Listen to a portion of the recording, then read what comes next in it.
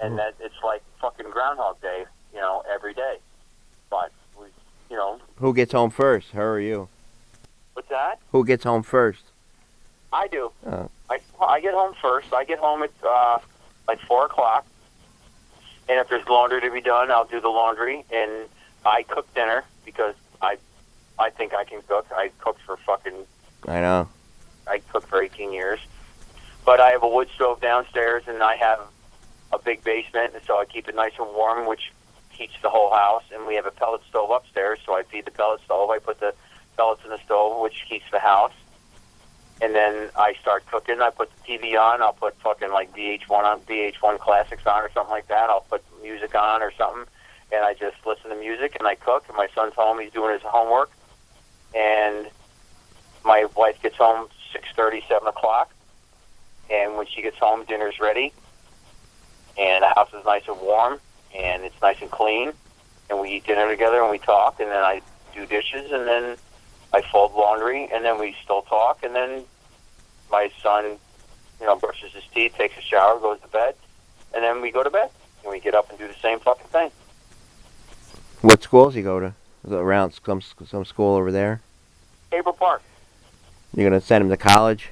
What's he gonna do? Well, we asked him what he wants to do. He's 16 years old. He's kind of small. Really? He thought about, we want to get him his permit, but he doesn't think he's ready, so him making a responsible choice, we didn't make him take his permit test, so whenever he's ready, that he feels that he's ready to take his permit test and drive, he's going to drive. What's he do? Ride the bike around there, or just hang out? He doesn't drive a bike. He drives the four-wheeler. I got a four-wheeler for him. He drives up on the property. And he drives my truck up on the property, but he doesn't want to drive on the road yet. Because he doesn't, he doesn't feel like that he's ready. Does he got blonde hair, or like the hair like yours, or? He's a fucking mini-me, dude. He's fucking ditto. He looks, my cousin Lumpy come over. He said, you got to cut him fucking ditto. Or can't I? How's your one cousin? That one cousin, Dan. Was his name Dan, or I forgot? Yeah, Danny. He Yeah. works with the Naughty Pine. He doesn't have any money, but he's happy. He's a minimalist. You know what I mean? He's whatever he has, and he's got a motorcycle and a piece of shit truck, and he works at Naughty Pine, fucking 6 days a week. He makes, I don't know. It doesn't matter to me. That's good pizza, man. That's good pizza up there. Yeah. He makes just enough to make himself happy, and one of my friends that I hang around with wanted to open up a pizzeria. Me and him, but I said no, there's no way, because the cost of all these products and stuff. What the hell are you gonna make? I mean, because cheese is so expensive and everything, and it's the economy and everything. I offer fucking $2, dude. What are you talking about? I could probably knock out Red Front down here. I could open. This guy, he builds and everything. He could have got me a little place. I could have got a place down there, Vanilla Bean. There's a cafe down there. I don't know. You know that cafe that burned down, Charlie? I don't know if you've seen it over there. Fucking dude, pizza places are gold mine. It costs you fucking $2 to put out a pie, and you charge people $8, $9, $10. The mozzarella ain't up the roof though. I mean, it's not expensive. I mean, what's that? What about like cases of mozzarella? I figured it'd be up there because I know it was expensive when I was. Go to the Restaurant Depot and you fucking get fucking full chunks of mozzarella and you shred it yourself. It's a piece of cake. Yeah. Don't know. It's a fucking no-brainer, man. Pizza is a fucking gold mine. The guy's down the street down here, Chris, is the guy that used to work for Lenny's. Yeah, he's doing good. $15 for a fucking pie. It costs him $3 to put a pie out. He's doing pretty good down there. Pretty good. He's got fucking like 12 fucking classic cars. Come on, man. He's right where Mango's used to be, right down the street. I know. I've been up there. A lot of times I stop by, he's not there. That's not like him. Not to be there. So I was stopping by on Fridays, and they said, "No, he's not here. He's not here." I'm like, really? I mean, I ran into him a few times. We talked. I didn't know he's still up there, huh? Yeah, he's up there. He's right where Mango's used to be. So you're right down on Winter then. You're still like you're an extension or something, or? Yeah, Winter Street Extension, right next to Verizon. She lived near my cousin. My cousin lives over on Wildy, or yeah, I think it's Wildy Drive, or is there a Wildy Drive off of Meadow or something? It's off of Meadow Drive. Yeah, might be. I forget the name of the street. Their last name is Wildy. I'm trying. I'm trying to think. Maybe the street is Wildy. I don't know if they named it that. I don't know. But it's off Meadow Drive. What's your mom doing these days?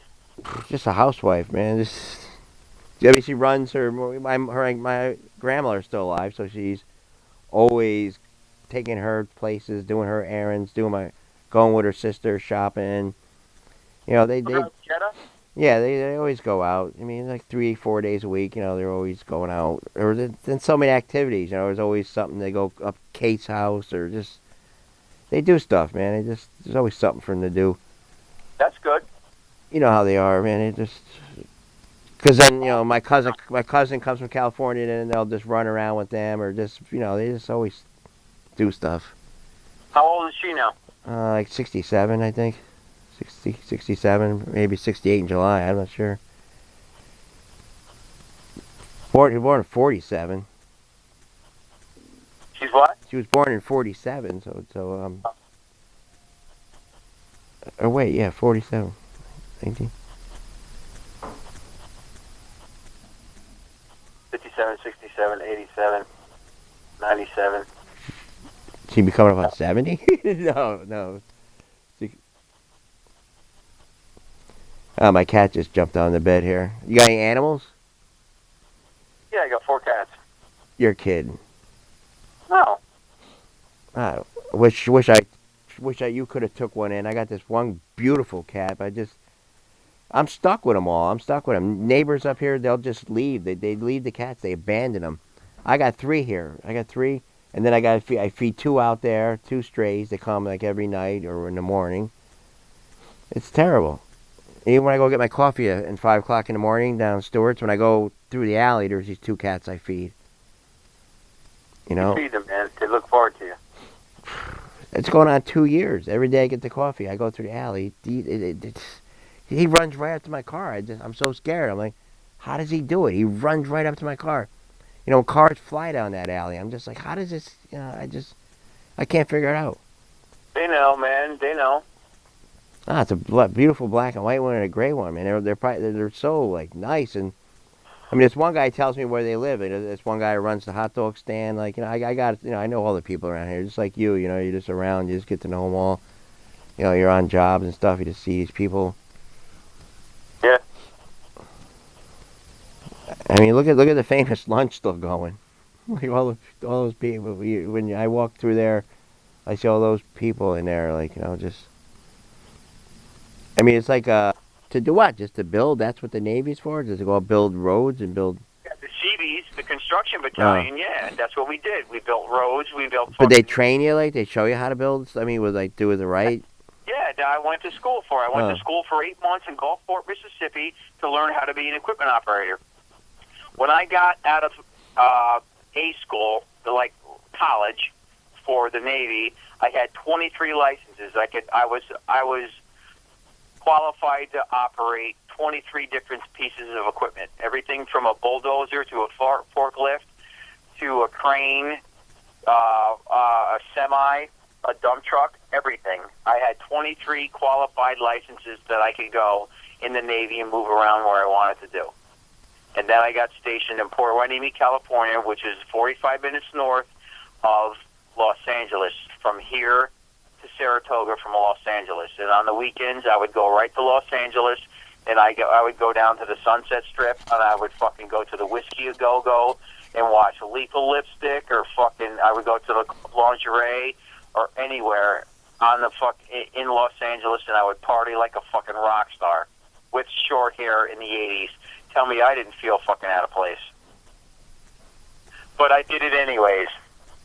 They give you enough money, like, cause you get your pay and everything, so you can go out and all that back then. I got paid every 2 weeks. Not a lot of money, but I didn't have any bills. Right. I had free room and board, and I had free food. I could go to the galley anytime and get something to eat. And I lived in the barracks. But if I lived off base, they would put something in my check. It's called BAQ, VHA, Comrades, that they would pay me for to live off base. They'd help me pay my rent, and they would help me fucking feed myself. You didn't make a lot of money, but you would have enough money in your pocket that you could survive. So I would save my money, and I would have a fucking ball.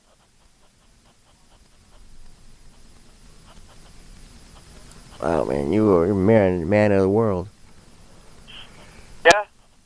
Yeah, I don't want to fucking toot my own horn, but I had a fucking ball, man. I lived 10 men's life. I had a fucking ball. I see more shit than you could fucking imagine. I've been to Okinawa, where the whole fucking strip is nothing but freaking strip clubs and fuck clubs, and I could tell you fucking stories that you wouldn't fucking believe. What do they do? It's all legal? Yeah, in Okinawa, it's illegal. Hmm. I mean, it's legal, yeah. You wouldn't fucking believe it. Prostitution's legal. You walk down the street, it's called BC Street. B Street stands for bring cash. You bring cash down there, and you walk into a room, and it's like a bank. You walk into this little reception area, and this lady comes up. She's like a teller, and there's the bars in front of you. You walk up to the bars, and all you see is like a bunch of women fucking watching TV. They're all dressed in lingerie and thigh-high stockings and garter belts and fucking, teddies and shit like that. And then they're all watching TV, and you're like, I want that one, and that one. She's like, okay, room 3. And you pay for the girls, and you walk down the hall to room 3, and the girls are there, and you fucking do your business. And it's no bullshit, and I got no reason to fucking lie to you. You still think they still do that? Probably. Yep, absolutely they do. We gotta be clean. I mean, I wonder about they. Yeah, they have these cards. They go to the fucking clinic once a month, and they get checked out, and you still wear you wear a condom if you want, anyways, but they get checked out once a month. But if you want to keep one, if you say you walk in there and you're like, you see this girl, she's got blonde hair and she's fucking dressed really nice, like you like. Yeah. Before you have sex with her, you can take her to a clinic, and they can give her a blood test and test her fucking urine and shit like that. They test her for fucking HIV or whatever like that. Then you pay that mama-san $30 for the entire month, and that girl's your fucking girlfriend for the entire month. $3. And if you want fucking 3 of them, you can take 3 of them. So when